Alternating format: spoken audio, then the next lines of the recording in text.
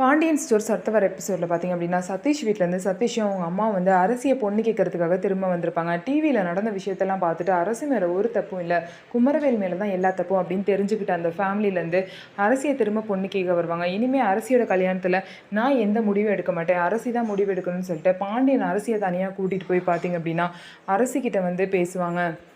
இந்த மாதிரி நீ தான்ப்பா சொல்லணும், உனக்கு வந்து ஓகேனா சொல்லு, நான் போய் ஓகேன்னு சொல்கிறேன், இல்லைனாலும் சொல்லு, நான் வந்து அங்கே இப்போதைக்கு வேணாம் அப்படின்னு சொல்லிடுறேன்னு சொல்லிட்டு அரசிக்கிட்ட பாண்டியன் சொல்லுவார்.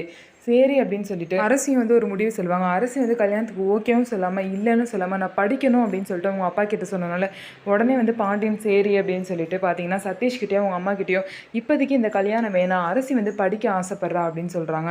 அவள் கொஞ்சம் நாளைக்கு படிக்கட்டும், நீங்கள் வந்து எல்லா விஷயமும் தெரிஞ்சு இங்கே வந்து அரசிக்கு பொண்ணு கேட்டது எல்லாமே ஓகே தான், எங்களுக்கு வந்து சந்தோஷமாக இருக்குது, நீங்கள் எவ்வளோ தூரம் இறங்கி வந்து பேசினது எங்களுக்கு சந்தோஷமாக தான் இருக்குது, ஆனால் அரசியோட முடிவு தான் எல்லாமேன்னு சொல்லிட்டு நான் முடிவு பண்ணிட்டேன், அரசிக்கு இப்போதைக்கு கல்யாணம் வேணான்னு சொல்கிறா, அதனால கொஞ்ச நாள் படிக்கட்டும், அதுக்கப்புறம் கல்யாணத்தை பற்றி பேசிக்கலாம் அப்படின்னு சொல்லிட்டு சதீஷ் வீட்டில் வந்து பாண்டியன் வந்து சொல்லிடுவார்.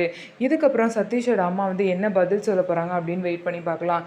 இதுக்கப்புறம் அரசியை படிக்க வச்சுட்டு அதுக்கப்புறம் வந்து சதீஷையே கல்யாணம் பண்ணிப்பாங்களா, இல்லை எனி சான்ஸில் குமரவேலில் கல்யாணம் பண்ணிக்கிறதுக்கு ஏதாவது சான்ஸ் இருக்கா அப்படிங்கிறத வெயிட் பண்ணி பார்க்கலாம். ஸோ நம்ம வீடியோ உங்களுக்கு பிடிச்சிருந்தா நம்ம வீடியோவை லைக் பண்ணிக்கோங்க, மறக்காமல் நம்மளோட சேனலை சப்ஸ்கிரைப் பண்ணிவிட்டு பாருங்கள்.